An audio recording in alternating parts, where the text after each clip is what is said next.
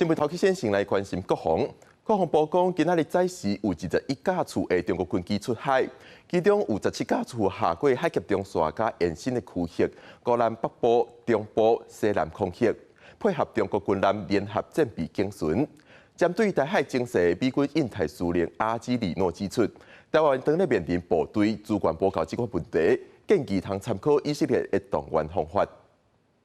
中国继续对台军事恐吓，既然大规模出现在台海，国防部20发布为早起8点开始，抓到中国歼116运8架无人机等国营主副战机21架次，其中17架次超过海峡中线甲延伸线，进入咱的北部、中部甲西南空域，配合中南进行联合战备警巡。国军运用联合勤监等手段严密警戒，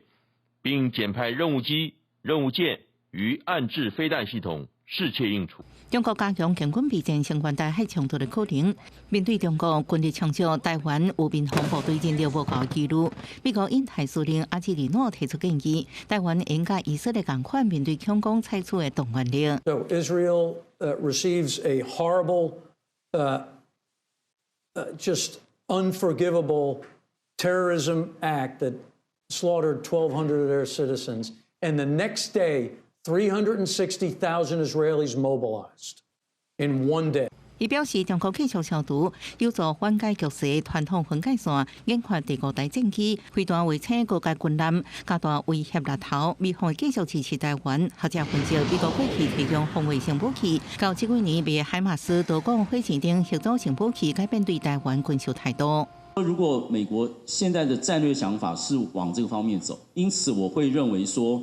从防御到反侵略，从防御到嚇阻，是目前的军售，就是让台湾拥有这个武器的一个趋势。另外，G7文化顶会期结束，会后联合声明，佫一摆表示，台海和平稳定对国际社会安全甲繁荣是真重要。外交部回应，显示台海安全甲全球安全是真密切。记者综合报道。